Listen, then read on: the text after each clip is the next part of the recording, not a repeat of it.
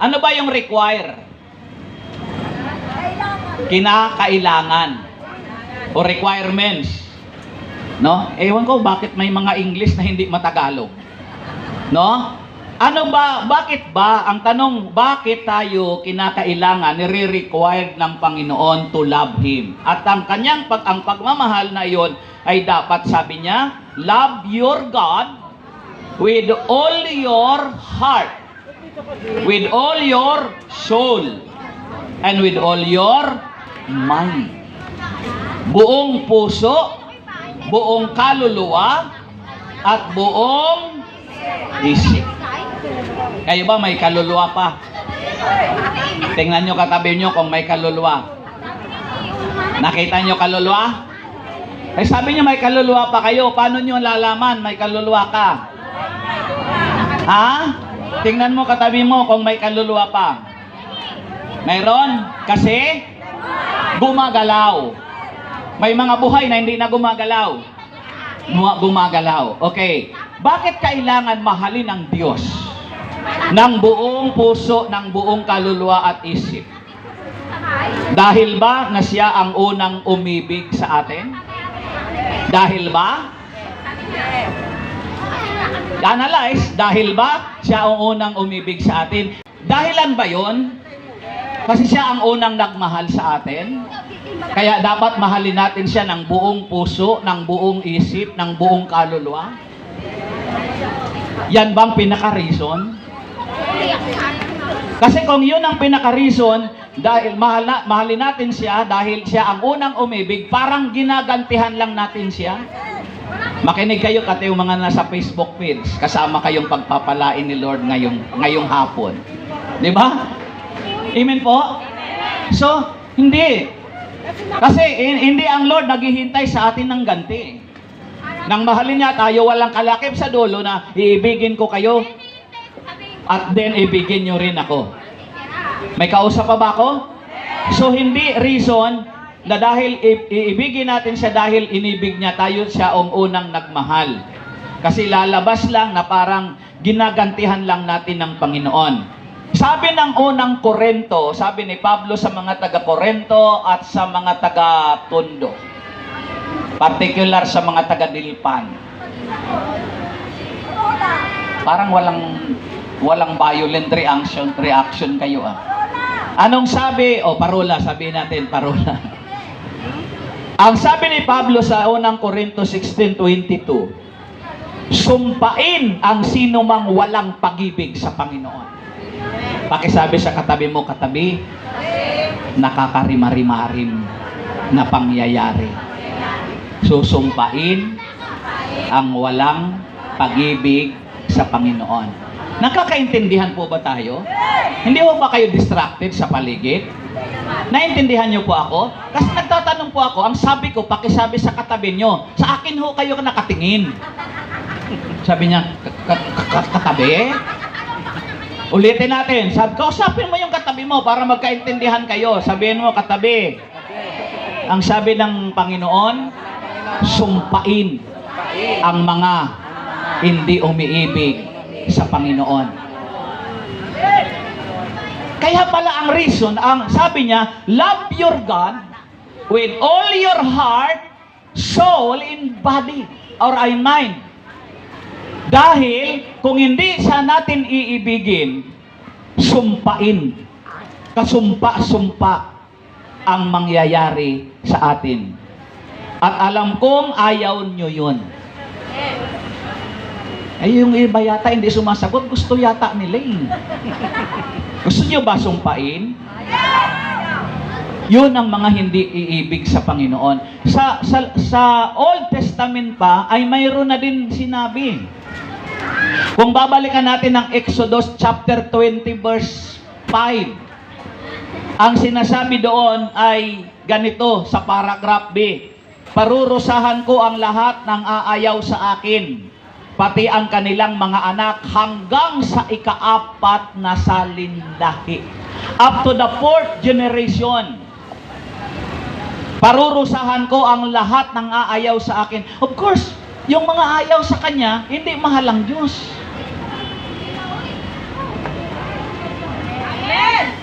Ang mga hindi nagmamahal sa Diyos, ayaw sa Diyos. Kaya nga hindi niya mahal ang Diyos dahil ayaw niya sa Diyos. Ang sabi, yung lahat ng aayaw sa Panginoon, hindi yun. Yung lahat ng hindi iibig, susumpain. Pero yung lahat ng aayaw sa Kanya, parurusahan niya. Ang masakit, ang parusa, hanggang sa Kanyang mga anak, hanggang sa ika-4 na salinlahi. Kwentahin nyo nga, yung 4 na salinlahi. Sa tuhod. Nagmula sa anak mo, papunta doon sa apo nun, kung ilan lahat yun. Tapos yung anak ng apo mo, yung anak ng apo mo sa tuhod, apo mo sa kuko, apo mo sa buhok, apo mo sa ngipin. Lahat yun, parurusahan ng Diyos.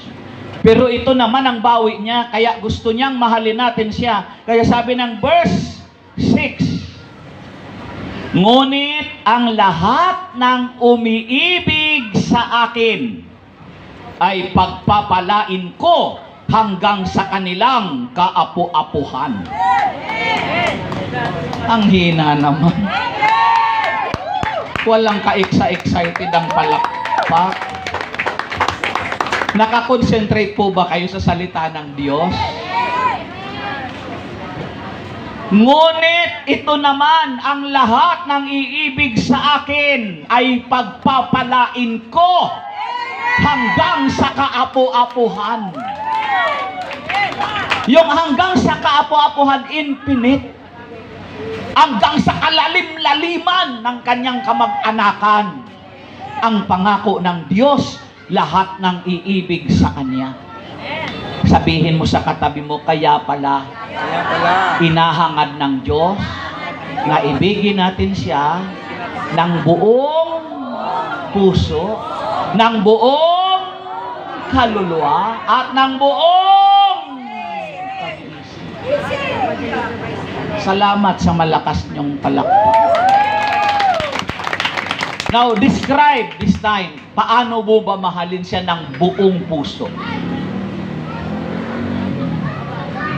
Buong puso, buong isip.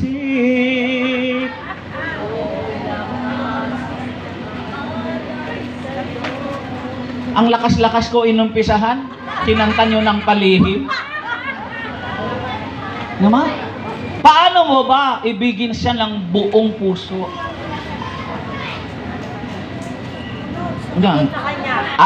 Naalala nyo na ako yung matanong na preacher? Na kung hindi nyo naman ako sasagutin, ako rin sumasagot sa mga tanong ko. Ano? Paano natin ibigin ng buong puso? Paglingkuran. General yun eh. Yes. To love Him with all our heart, meaning to say, walang kalaman-laman ang puso mo ng mga negative things. Dapat walang kalaman-laman na pag-aalinlangan ng puso mo. Dapat walang kalaman-laman na mga galit, puot, inanakit ang puso mo. If you want to love Him with all your heart, palayain mo ang puso mo. Malaya ba puso mo? Sa kasalukuyan? Presently? Wala ka bang hinanakit? Walang galit? Pero bakit yung iba ganyan ang mukha kung wala kang galit? Paano mo siya mahalin ang buong kaluluwa? Yung buong kaluluwa, inalis dito yung buong lakas because yung buong kaluluwa, ito yung nagre-represent ng lakas mo eh. Para malaman mo, may kaluluwa ka pa, buhay ka, gumagalaw ka, may lakas ka pa eh. Kasi kung wala ka ng kaluluwa, anong dapat gawin mo? Nakahimlay ka. Sa kapirasong kahon na may salamin sa ibabaw. Yun ang wala ng kaluluwa. Amen po? So to love Him with all our soul, ibig sabihin, dedicate yourself to God. Ng buong lakas. Nang walang pag-aalinlangan. And to love God with all our mind. Wala kang iisipin na mga maruming isipan. Sa likod na lang ang mayroon akong tagasagot. Amen. Sa harap na wala. It is God blessing and power, no? To conquer all. Ang pagmamahal, ito ay kapangyarihan. Ito'y lakas. Sabihin mo, lakas.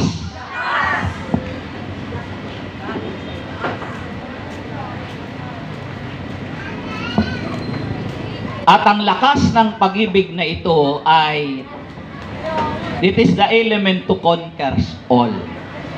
Para gapiin ang lahat. Amen po?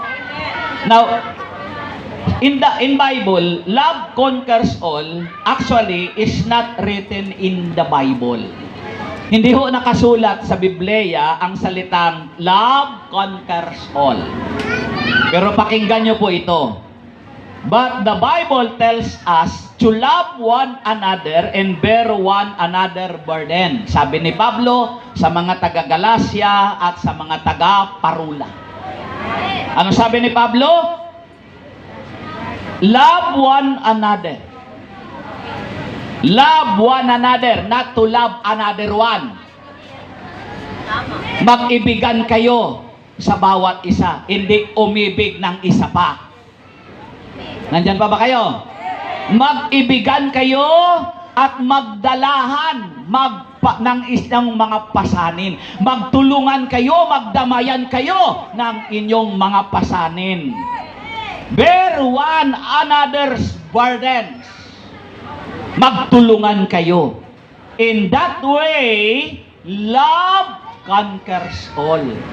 Sa pamamagitan ng damayan, sa pamamagitan ng pagtutulungan, nagagapi natin ang lahat ng bagay sa pamamagitan ng pag-ibig. Yan. Alam nyo, yung palakpak nyo, parang patak-patak ng ulan.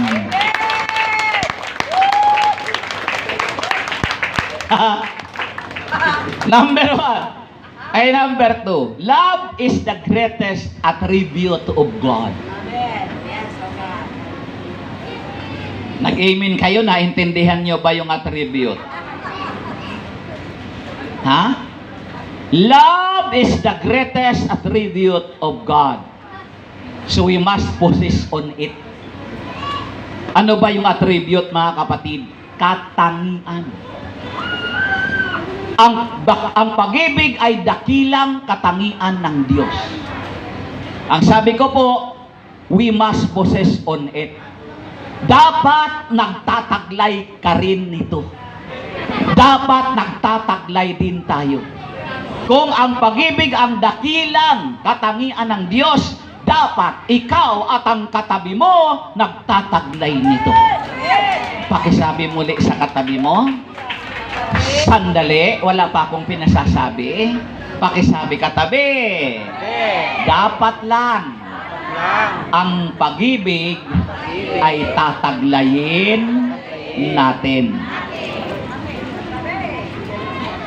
Sinong nagtataglay ng pag-ibig? Kung ang Diyos ay pag-ibig, ito ang katangian niya, ito rin ang maging katangian ng mga prayer partner. Kasi sabi ng 1 John 4:8, whoever does not love does not know God, because God is love. Ang sino mang di nagmamahal, hindi kumikilala sa Diyos. Sapagkat ang Diyos ay pag-ibig. Ulitin ko, sino ang may pag-ibig?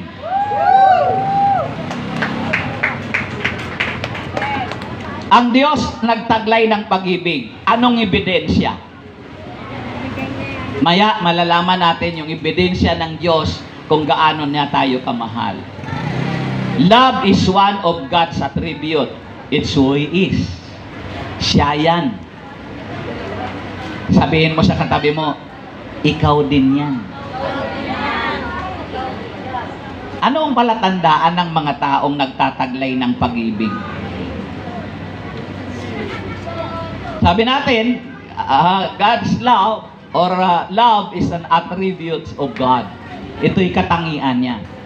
Yung mga tao na may katangian ng pag-ibig, anong mararamdaman, ano ang makikita mo sa kanila?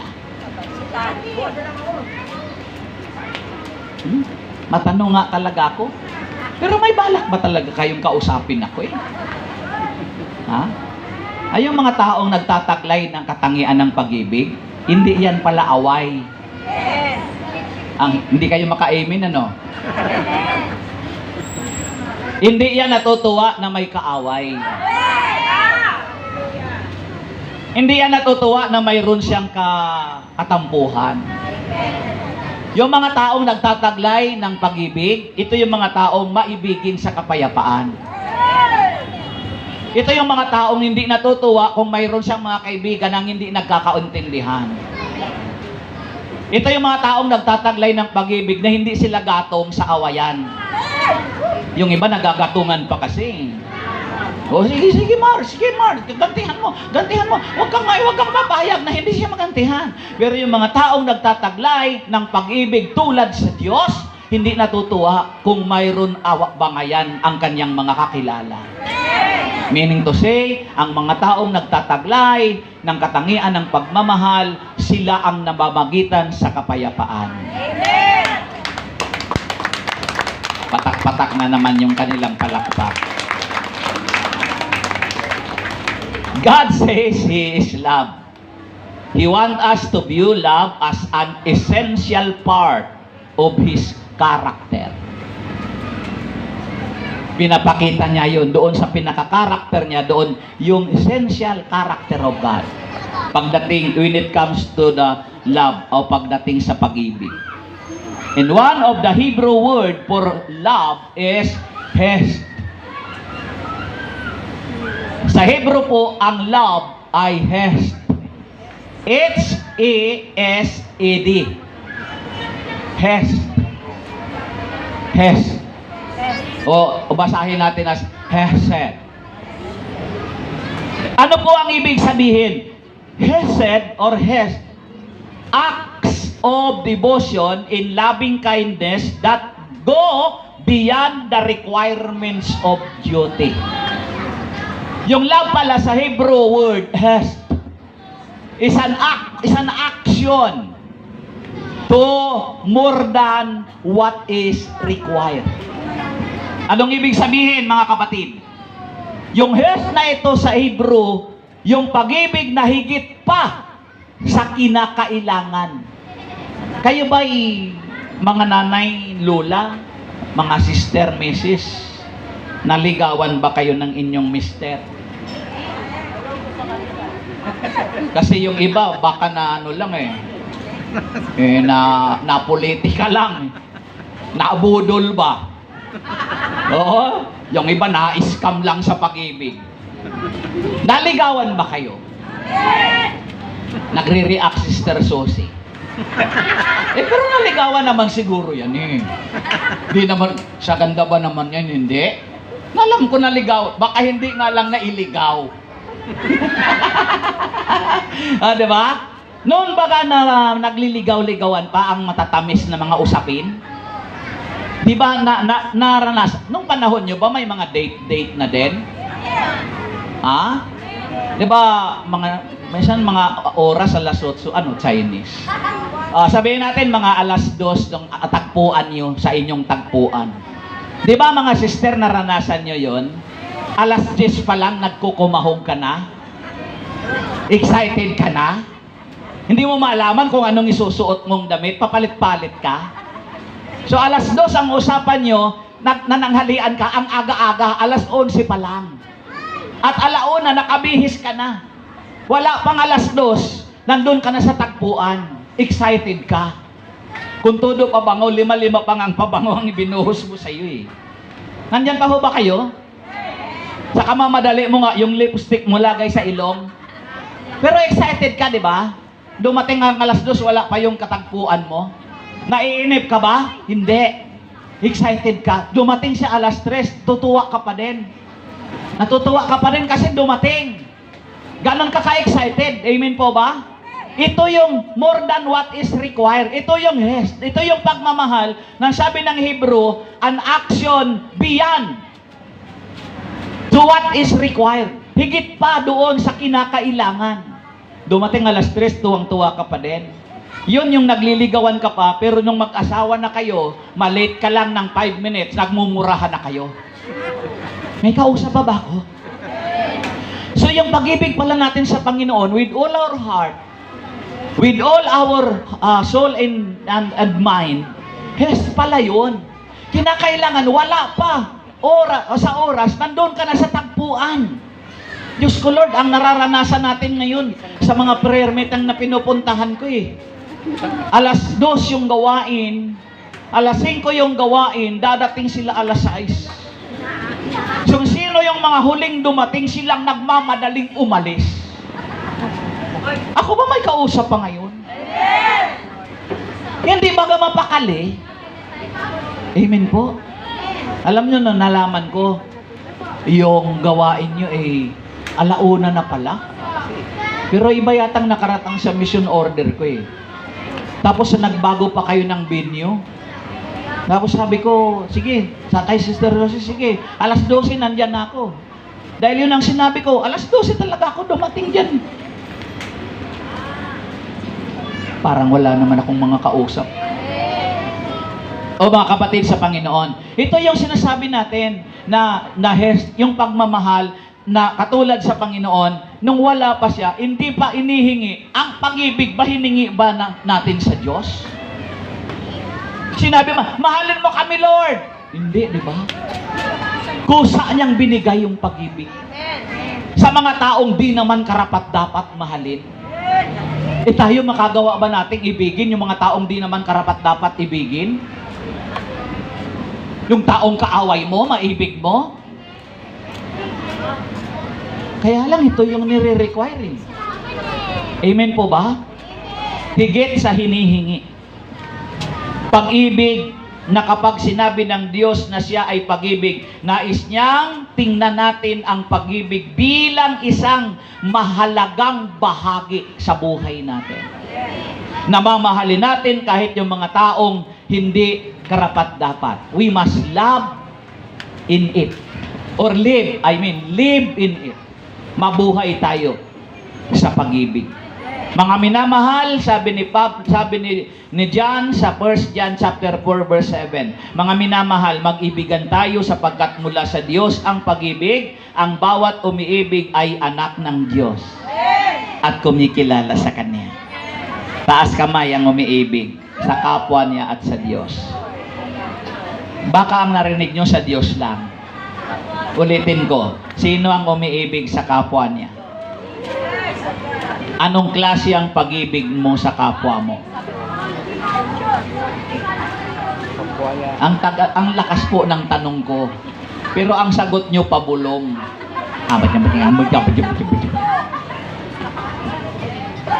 Paano mo mahalin ang kapwa mo? Di ba nagbigay ng pattern si Lord? Ito ang dakilang pag-ibig. Ibigin mo ang Diyos ng buong puso, ng buong kaluluwa, ng buong isip. Ito naman ang gawin mong pag-ibig sa iyong kapwa. Ibigin mo sila gaya ng iyong sarili. Paano mo ibigin ang kapwa mo?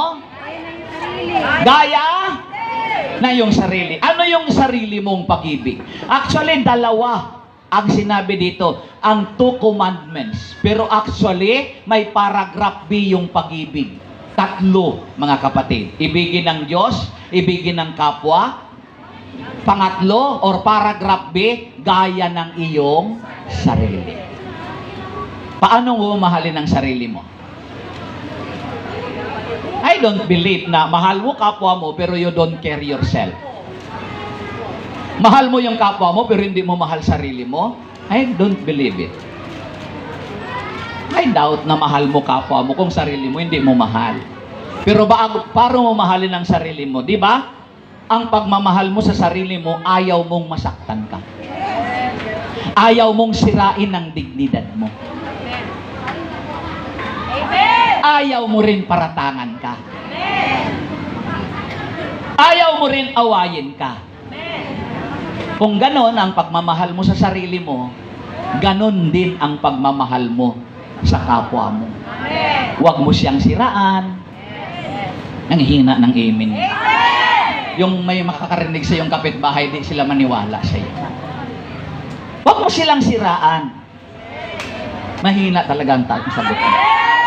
Para may balak talaga kayong siraan.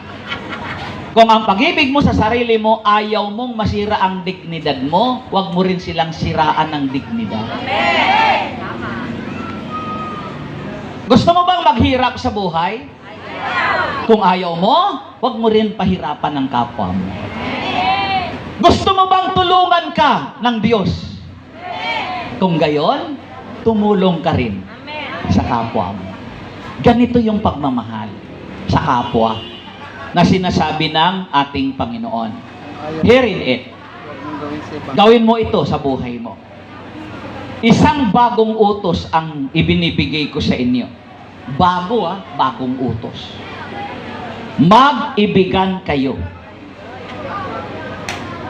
Walang nakarinig. Isang bagong utos ang ibinibigay ko sa inyo, mag-ibigan kayo. Kung paanong inibig ko kayo, gayon din naman, mag-ibigan kayo. Wala ho akong narinig dito, kahit baliktarin ko ito, wala akong narinig, magbangayan kayo. Mag-away kayo. Kung kayo'y mag-iibigan, makikilala ng lahat na sa parula kayo'y mga alagad ko. Ewan kung bakit na-insert dito ang parula. Love is the greatest blessing through Jesus Christ. Dakilang pagpapala sa pamamagitan ni Jesus. Why? We acquire unity. Because of God's love, because of Christ's love for us, we acquire unity.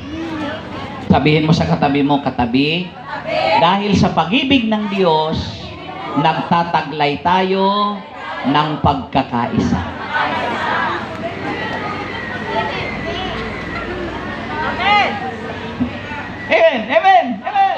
Hindi ka pa na. Wala bang sabay-sabay? Makatarungan ang pag-ibig ng Diyos. Makatarungan ang Diyos, hindi niya lilimutin ang inyong ginagawa at mga pag-ibig na inyong pinakikita sa hanggang ngayon, ipinakikita pa sa mga ang paglilingkod ninyo sa inyong kapwa Kristiyano. Narinig nyo? Makatarungan ng Diyos. Hindi niya lilimutin ang ginagawa nyong mabuti, ang ginagawa nyong pagmamahalan sa bawat isa. Hindi pala ni Lord makakalimutan yon. Yung ginawan mo ng mabuti, kaya ka nagtatampo minsan kasi nakalimutan nila. Kaya baga mayroon tayong mga salitang, pagkatapos kitang gawan ng mabuti, itong ginawa mo sa akin, nakalimutan niya yun. Pero ang Diyos, pag gumawa ka ng mabuti sa kapwa mo, kailanmay nakatala na yon sa Book of God. Hindi niya makakalimutan ang bawat ginawa mong mabuti. So, encourage you, prayer partners. Continue lang. Huwag kang aayaw sa paggawa ng mabuti. Huwag kang bibigay, huwag kang aayaw, huwag kang magsasawa. Tulad ng awit, huwag kang aayaw, magsasawa. Diba? Huwag kang aayaw. Huwag kang bibigay, huwag kang aayaw, huwag kang magsasawa. Kasi sabi ng awit, gagamitin ka pa ng Diyos. Mahal ka niyang lubos. Ang tamad niyo pumalakpak, mga kapatid. Yun lang ang comment ko sa inyo eh. Huwag kayong mag-alala. Ikukwento ko kayo kahit saan ako mapunta. Because of God's love, we acquired assurance. Nagkakamit tayo ng katiyakan. Amen po ba? Makakamit natin ang kasiguraduhan at katiyakan sa ating buhay dahil sa pag-ibig ng Diyos. God loves to give His children the gift of the full assurance of faith. Sabihin mo sa katabi mo ulit. Katabi. Huwag kang nababalisa. Sa Diyos, mayroon tayong katiyakan. Maliwanag po yung sinabi ng Panginoon. Jesus, in John chapter 16 verse 24, Jesus gives us assurance of answered prayer. Narinig nyo? Saan galing? John chapter 16 verse 24. Saan galing? Anong sinabi? Jesus gives us assurance of answered prayer. Binibigyan ka tayo ng katiyakan na kasagutan sa ating panalangin. Una ko sa inyo, ilagay ko yan, isama ko yan sa mga, noon nang doon tayo, naalala ko sa simbahan. Ipinasusulat ko sa inyo doon yung pangako ng Diyos na maaasahan nyo. Yung Jeremiah chapter 29 verse 11. Na ang sabi doon, I know the plan I have for you to prosper you, not to harm you, to give you hope in a future. Amen. Alam ko, sabihin mo sa katabi mo, at sabi ng Diyos, alam ko ang planong mayroon ako sa iyo. Ang managana ka at huwag kang mapahamak at magkaroon ng pag-asa sa inyong kinabukasan. Wala bang palakpak yan? Sabi ko, isulat nyo yun. Isama mo yung ngayon itong John chapter 16:24. Pagkasulat nyo sa kapirasong papel, ilagay nyo sa poste ng bahay nyo. Yun ay kung may poste ang bahay nyo. Kung walang poste ang bahay nyo, idikit nyo sa dingding ng bahay nyo. Ngayon, kung wala pang dingding ang bahay nyo, idikit nyo sa kisame sa bubong ng bahay nyo. Ngayon, kung wala pang kisame at bubong ang bahay nyo, hindi bahay ang tawag doon. Hello? Pag nadikit, bakit doon nyo idikit? Para pag sa pintuan nyo, dikit nyo, back in front, sa pintuan nyo, dikit nyo yung Jeremiah chapter 29 verse 11 at saka yung John chapter 16 verse 24 para paglalabas ka ng bahay, nababasa mo yung pangako ng Diyos. Pagpasok mo ng bahay, nababasa mo. Sa kisame, pagbago ka matulog, nakatingala ka, nababasa mo. Pagkagising mo, kaysa kape ang hanapin mo, salita ng Diyos ang nababasa mo. Bawat lingon mo sa dingding, nandun yung pangako ng Diyos na I know the plan I have for you. Pasaganain ang buhay mo. Huwag kang mapahamak at bigyan ka ng pag-asa sa kinabukasan mo. At ang pangako niya, answer prayer ka sa lahat ng iyong mga kahilingan. Kung papasyal ako sa bahay nyo, sigurado ako, wala akong mababasa nun. Ewan ko lang next week kung mayroon ka nang ilalagay. Pasyal kayo sa bahay ko, tad-tad no na nakalagay sa kisame. Pag yung misis ko nag-alboruto, wala na kaming budget, basahin mo lang yan.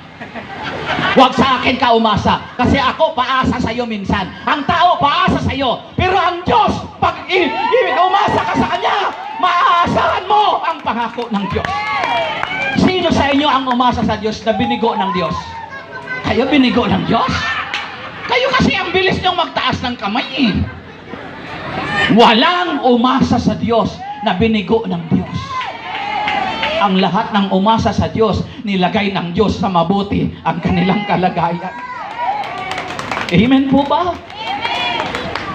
Naalala ko noon, ilan dito sa Parola, doon sa Perla kung natatandaan nyo yon, naghahayo ako dito. Dito ko naranasan na yun. Hindi ako makahakbang ng sapatos ko eh. Hindi ako makahakbang kasi pag humakbang ako, nakanganga. Dahil yun unang outreach ko sa Pasig, baha. Galing ako sa probinsya. Tapos yung pantalon ko, alam niyo yung dito, bilbuton dito. Tapos mataas doon sa baba, parang bangbang pa yung tawang noon. Tapos yung barong ko, hirap na hirap ako. Natatakot ako kasi sa kular ko, pag tinamaan ka, matutusok ka. Dahil yung parang yung mga Elvis Presley, hindi lang makatawa yung mga attender. Dito naranasan ko yun, mga kapatid sa Panginoon, na yung barong ko, alam nyo ba yun? Na kapag ka nakatayo ka, mukhang lalagyan ka na ng salamin sa harap. Parang yung barong ko, parang inagaw doon sa mga namatay na, pinamana sa akin. Diyos ko Lord, kung babalikan ko yung mga panahon na yun, di ko alam kung saan lupa-lupa ko nang galing. Pero dahil sa kabutihan ng Diyos, ngayon ang bukhang ano, kayo naman eh. Mukhang lingkod ng Diyos. Palakpakan natin ang Panginoon.